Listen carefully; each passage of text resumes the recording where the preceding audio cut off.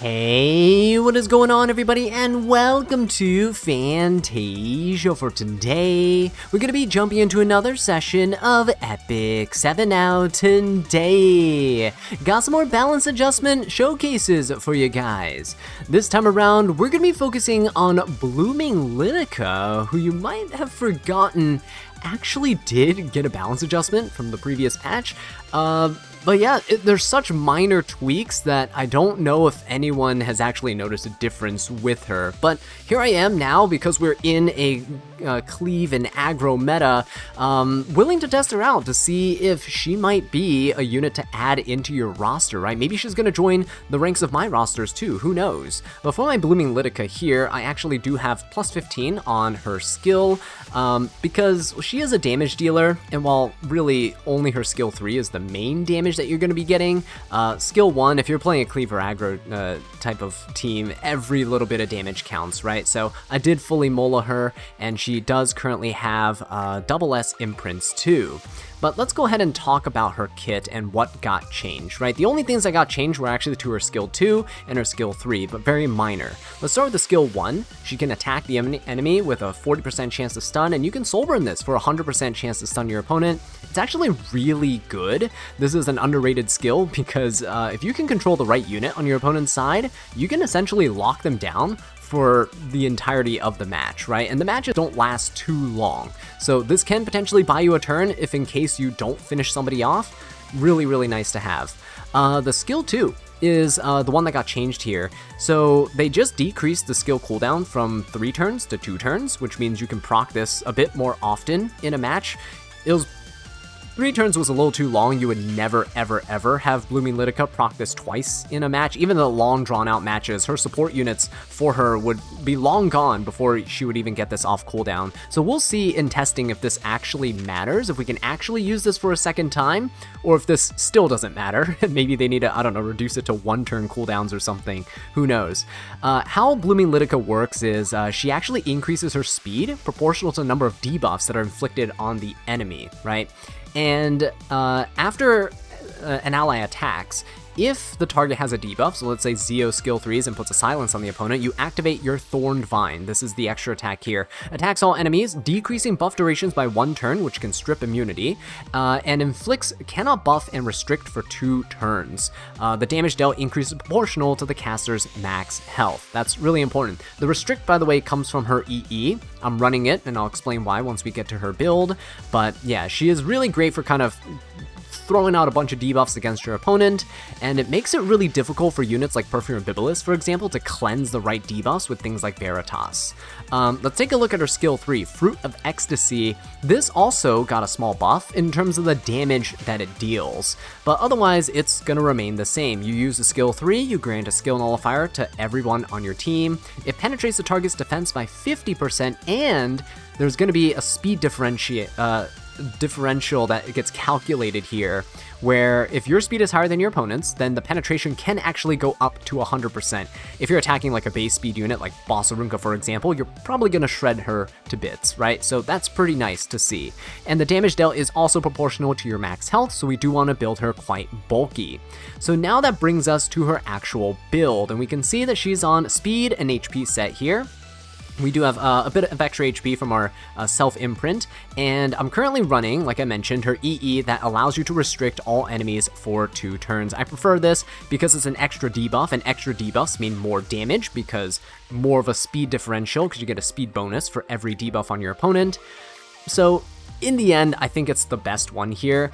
Restrict also prevents your opponents from jumping up in combat readiness and kind of cutting you. So if Veritas, right, cleanses something that's not the Restrict, and they try to jump up in combat readiness, they can't.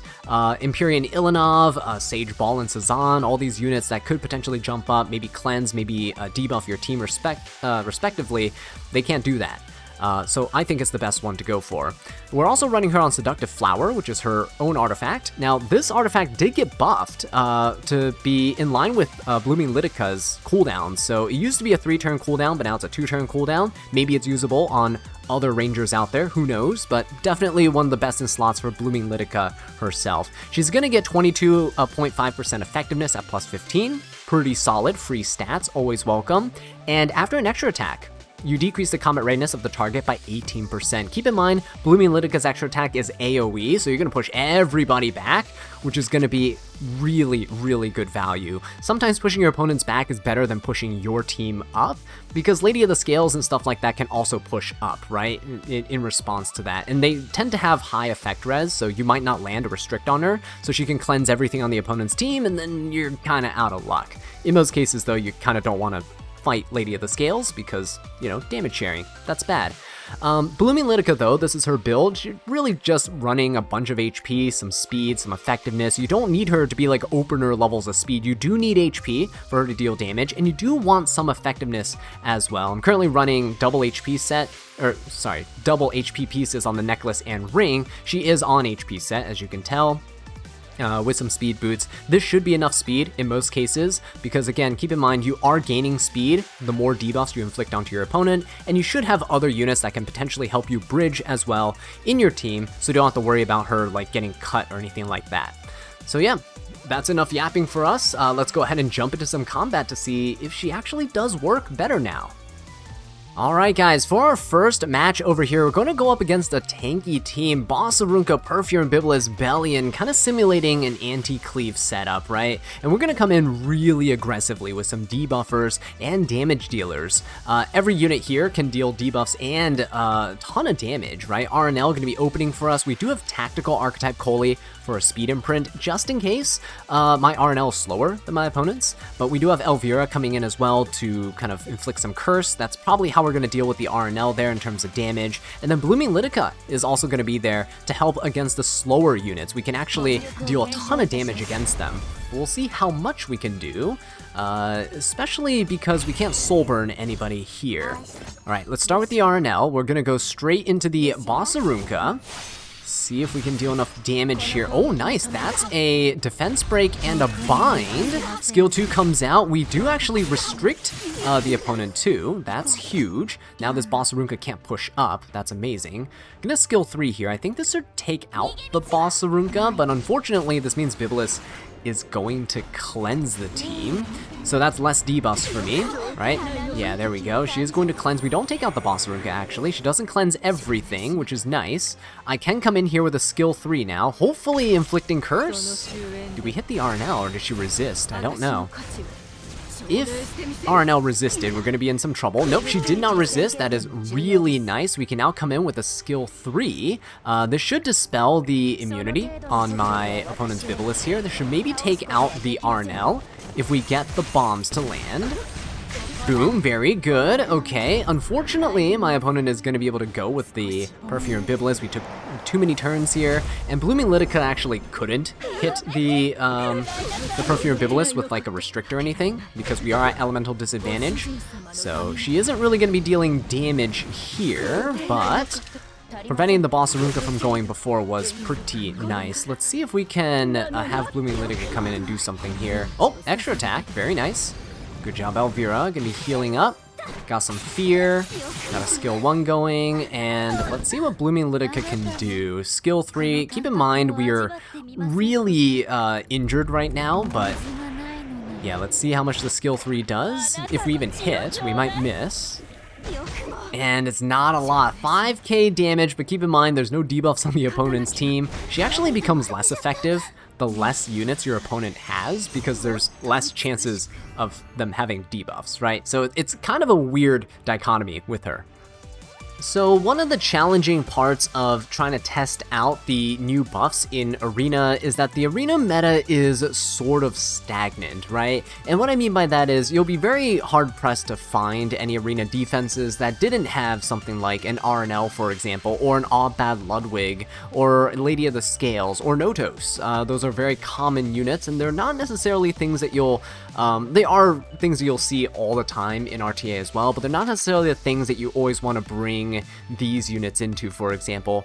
Blooming Lidica is okay into like mid-speed units. She's normally going to be really good into slower teams, right? The differential in speed is the main key to her damage, but in cases like this where there is evasion units, like RNL, for example, it's going to be kind of challenging to push them back, kind of make space for Blooming Lidica to come in and take a turn. So while we are opening up with Zio here, the main thing that we're trying to do is create space for the Blooming Lidica to really come in and do her job. Now, she has Restrict, which is going to be pretty decent against Saria, prevents her from pushing up. Combat Readiness, which is going to be nice. We're going to Soul Burn into the boss Arunca here. This will push up the Amalteu, and this should also trigger the Blooming Lidica to attack, right? We're doing this so that once Amalteu takes a turn, I am currently running Umbral Keystones on my Fumir, so Fumir is going to jump up after Teu takes a turn, and that's going to be super nice for us here. Once we go for the skill 3. So once we get the Umbral Keystones going, we took 2 turns of our units, right? And so Fumir should jump up. There we go. Umbral Keystones proc in. We can hopefully take out the boss Arunca here, and then Fumir can try to banish this Sea Lilius. They'll leave just 2 units left for us to deal with. And Fumir also has a skill 2 that can push back my opponent's units, and that's going to be super nice for us here because that is one way we can kind of push back units with evasion, right, for example. So RNL there, not going to be able to do anything, which is wonderful, exactly what we want. And then let's go for a skill 3. Now, because we eliminated yet another unit on our opponent's side, there is going to be less debuffs. And less debuffs means that Blooming Lidica isn't going to be penetrating defense as much. In fact, our defense, our speed is not even greater than our target speed because I want to try to go into RNL here. So it's going to be a bit of a problem. Actually, should I go into RNL here? I think I should. I think I should go into the RNL here. So let's go for it. Try and deal some damage. She is defense broken, so it kind of helps that we don't fully defense penetrate, right? This will help us with a little bit of damage. And we do manage to kill. That is pretty good. 13k damage. Not too shabby, right? A lot of setup that's required for Blooming Lidica to function. And that's one of my main critiques of her in the past, is that she is very team reliant, very team dependent. And aside from the skill nullifier, she actually doesn't really offer too much else for your team in terms of benefits, right? She's kind of a selfish unit. With this team on our opponent's defense, now we're starting to talk about Blooming Lidica and where she might potentially shine, right? Up against this team with Boss Arunca, Genesis Roz, Nurse Yoha, and Moon Bunny, we want to try to avoid extra turns, obviously, because the Bunny Dom here, but we also need to respect the Nurse and her potential speed. And now this Nurse is going to push up the Genesis Roz, and he's going to try to nuke our team. And we can't really inflict debuffs onto this Genesis Roz with the Blooming Lidica. However, we can just try to finish off the rest of the team here. Hopefully, the Nurse Yoha, right? We'll get to push up our team with Briar Witch Assyria, and then Blooming Lidica will push back the opponent's team. This should create enough space for 2 of our DPSs to come in, one being our Tidal Rift Elvira, and 2 being our Freerin. Now, I am going to need to Soul Burn, so we're going to utilize Freerin's Souls here. I think a defense break on the opponent's team would be very valuable. If we can take out the Genesis Roz, our Briar Witch Assyria is actually fantastic because her passive prevents revives, right? We don't have to worry about my opponent's Genesis Roz reviving here. And look at that, guys. A ton of debuffs onto everybody here. We can go in with a skill 3 onto the Boss Arunca. This might finish off quite a few units, but it's okay because Blooming Lidica doesn't need to like 1v4. That's not her job. Actually, we don't finish off anybody here. That's okay. Blooming Lidica, again, will shine here. We have such a big speed differential between Blooming Lidica and this Boss Arunca that I'm hoping this will take out the Nurse Yoha and the Bunny Dom, right? That would be absolutely amazing if we do it. There we go, look at that. Nice damage with the curse there too. And as for the Genesis Roz, we can just try to loop around my opponent with Freerin by cycling our combat readiness. We get 50% from the skill 3 here. Elvira takes a turn, that is fine, we'll just go for a simple skill 1, and everybody on my team right now has skill nullifier. This Genesis Roz is not going to be able to wipe my entire team, so we are super safe as Freerin comes around and finishes him off, right, and eliminating the threat altogether. Okay guys, this is going to be another little fun one here. Somehow we're running into all the slower defense teams, but this is perfect showcase for Blooming Lidica because these are the types of teams you want to take her into, right? Really slow Setsukas, really slow Lone Crescent Bellonas, and even though they have evasion, there are ways around it. You already have defense penetration, which already bypasses a lot of the defenses of these units, right? Essentially making your skill 3 always like a fixed amount of damage. On miss, it's going to be a little bit less, but it's still okay. We're going to mitigate that though by bringing in Xeno here. He's going to be a great asset to kind of help us with the Setsuka, make sure that we cannot miss while hitting her teammates here and for hitting herself. The only unit that can potentially dodge us now is going to be the ML Bellona, but we do have Brywitch Assyria who has an extra 50% hit chance in her kit, so we should at least land the AoE debuffs here on the opponent. Brywitch also prevents Ruel from reviving, which is wonderful, and we're bringing in Elvira. Elvira, I think, just synergizes really well with the Blooming Lidica here. I think that's kind of the theme with this buff for the Blooming Lidica is to kind of encourage these AoE debuffs onto the opponent, right? And that helps the Elvira push herself up. So we're going to soul burn the skill 3 because defense break, AoE defense break is invaluable, right? And at worst, I mean, we have Unbuffable, which is also really strong. Blooming Lidica comes in, misses on the Setsuka, kind of normal here, but hey, restrict on everybody else. Look at that. The Bellona now able to push herself up in combat readiness. Everybody's defense broken, so we're going to come in onto the Bossarunka here. Going to curse everybody else. See if Elvira has the damage to take everyone out. Not sure, because we don't have an attack buff. Not enough, okay, but that is fine. Again, we're seeing a repeat of the last battle here, where Blooming Lidica, again, you're going to be nuking these slow units. So Bossarunka, it doesn't matter what her defense is, you're fully penetrating her defense here, and boom, 17k damage, boom, the curse just wiping everybody out. It's so clean, it's so nice, I love it. Now that we've showcased Blooming Lidica in more ideal circumstances, let's kind of go out on a limb and experiment a little bit here. We have a Zeo leading the charge, which means that my All-Bad Ludwig should be able to push up in combat readiness. We have enough souls here for him to do so. You just need to end your turn with at least 10 souls, right? We have 30 at the start of the match between their artifacts. We do have Nurse Yolha. Nurse Yolha is, you might think she's a little weird here, but she actually is used quite often with All-Bad Ludwig to push him up and let him superhumanize and take a bunch of turns and just nuke the opponent for as much as you possibly can.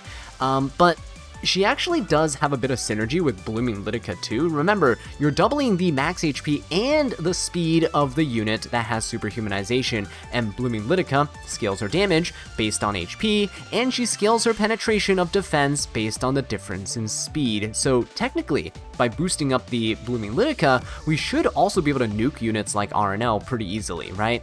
The only issue here is there's a Notos on the other side, so we're kind of crunched for time, and we only really have All-Bad Ludwig to control our opponent a little bit, right? Blooming Lidica has some debuffs, but with evasion on the opponent's side, it's not really going to be super consistent. So let's give ourselves a little challenge. Let's see if Blooming Lidica can actually survive this. I don't know if she's going to be helpful or what, but kind of curious to see with a debuff heavy team, right? So we're going to soul burn the skill 3 here, and I really want to make sure that we are stopping this Lady of the Scales from doing shenanigans, from cleansing.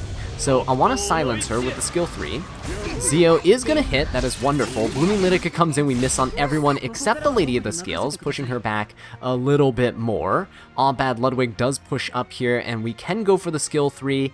I pretty much need to land the silence on like everybody here, maybe except the Setsuka, but the Notos and the, okay, well the Notos didn't, the Notos did not get debuffed here. That's okay. What we can do is try to nuke the, or we could actually soul burn here. You know what, maybe it's best not to nuke. Maybe it's best to just go for this and, oh, we do miss. That is very unfortunate. That was one of the ways that we could potentially showcase Lidica's control here, but evasion is a plague on our world here. So we're gonna have to boost up the All-Bad Ludwig. I don't think we have a choice. RNL is silenced, I believe, which is good, yes, and so is Lady of the Scale, so that's fantastic. Zio is going to be the target of the attacks, that's okay. Blooming Lidica as well, that's fine. And so now we have Ludwig that has 2 chances here, right? 40% chance to stun because he is on weakening set. 2 chances to attack Notos to stun him. Let's see if we actually get lucky here. No stun. Okay, second attack. We got the stun. There we go. Notos with that immortality there. Fantastic. Look at the superhumanization pushing us up. We are going to try to go for... Why don't we try to finish off the Notos first? Yeah?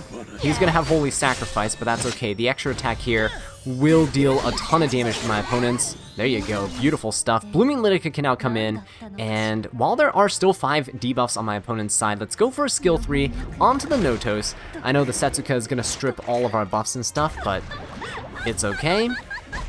Going for, oh, not enough to kill. Wow, I did not expect that to happen. I think we missed, though. That would make the most sense. I'm going to go for the Notos. We do have a skill null, which is nice.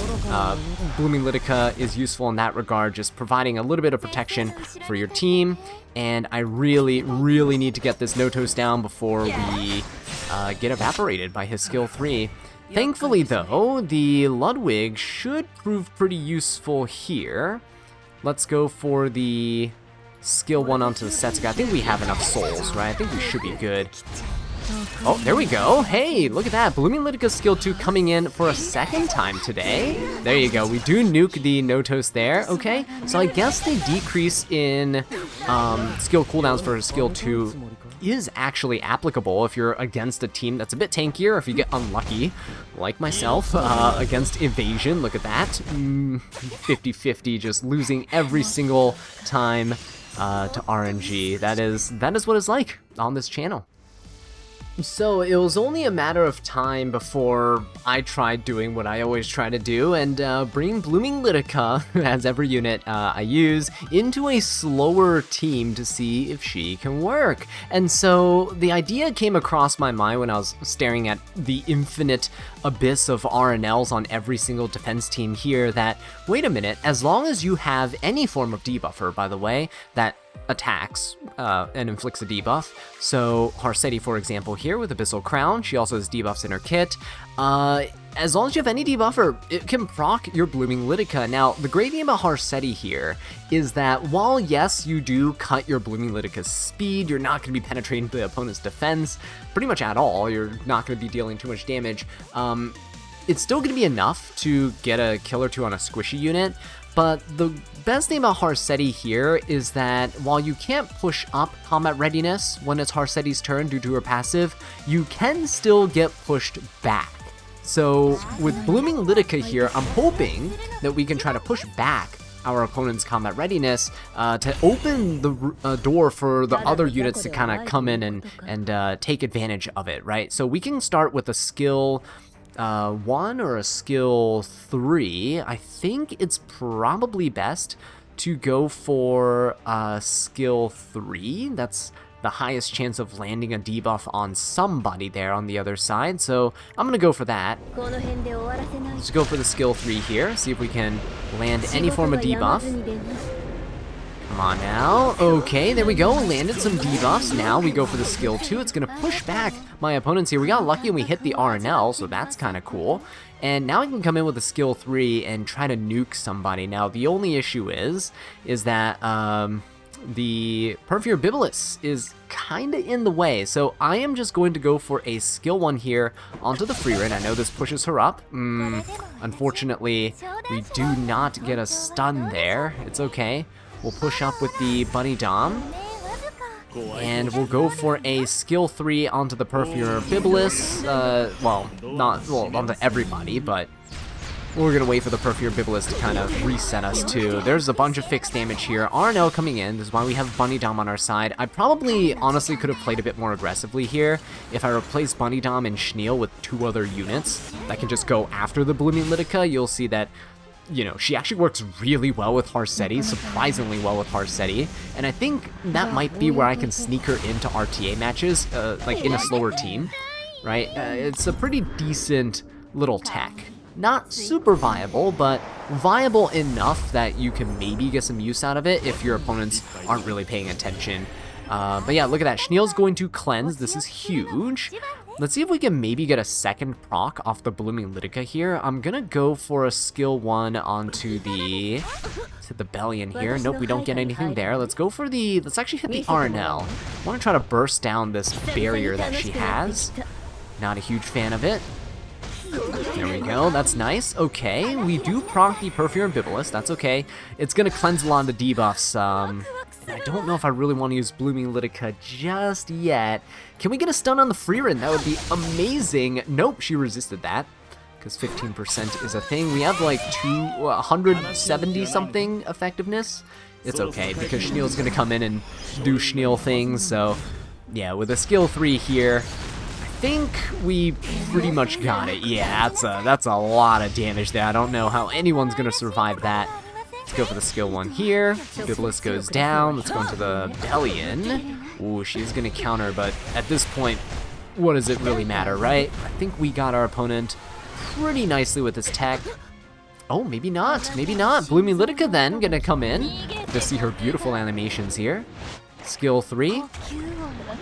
And there you go. How much damage do we do? Yeah, okay, 7,000 damage is actually not bad, given that Harseti is completely decimating our speed stat here. So if our opponent has some debuffs, I think we will do a bit better. So now that you've seen Blooming Lidica in action, let me know in the comment section down below, is she more viable than she used to be with just a minor tweak to her skill 3 damage and the skill 2 cooldowns? Is Seductive Flower useful on anybody else in the game? Let me know what you think. My personal takeaway from this is that Blooming Lidica is still kind of in the same position she always was, but I think they did try to buff her to promote her, to kind of remind you that she exists, because Elvira does benefit from the AoE debuffs that Blooming Lidica puts onto the opponent's team. The downfall of Blooming Lidica, I would say, is the fact that Perfume Bibulus is very popular still, and if you're fighting fire units, there's a chance that Blooming Lidica is going to miss, which means there's going to be less debuffs on the team, which means less consistency in her damage and her teammates' damage, right? Depending on who you're pairing her up with. The only other issue I can really see here is, it's honestly an issue all over the place, is just evasion is so rampant with Arbiter Vildred, Rihanna and Luciella, right? Setsuka, Emma Bologna. There's just too many units out there with evasion that Blooming Lidica kind of struggles to land her debuffs. You have to hit your opponent, and you have to bypass a 15% check in order to land those debuffs, and in most cases, you're not going to be doing that. You're not even going to be landing the hit to even try to inflict the debuffs there, and I think that's her greatest shortcoming, right? So with Blooming Lidica, you're definitely not going to be wanting to bring her into, you know, tanky teams with a bunch of evasion. You're going to want to bring her into tanky teams that are just kind of standard bruisery type units, right?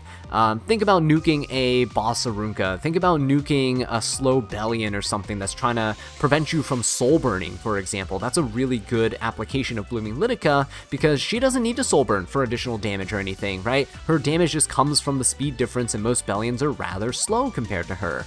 So I think she does have uses. I think she does have units that can complement her quite well. She is kind of overly reliant on her teammates to do stuff though. She can't proc her skill 2 by herself, for example. You can't just soul burn to skill 1, stun your opponents, and then skill 2 them, push them back. I think that'd be some pretty cool interactions if she was kind of a more of a self-sufficient unit, but because she relies on her teammates, and because there are just better units out there to use in a lot of cases for cleave setups, I just don't see her being that popular of a pick. I'm sure she's still useful though. That skill nullifier on the skill 3, definitely not bad.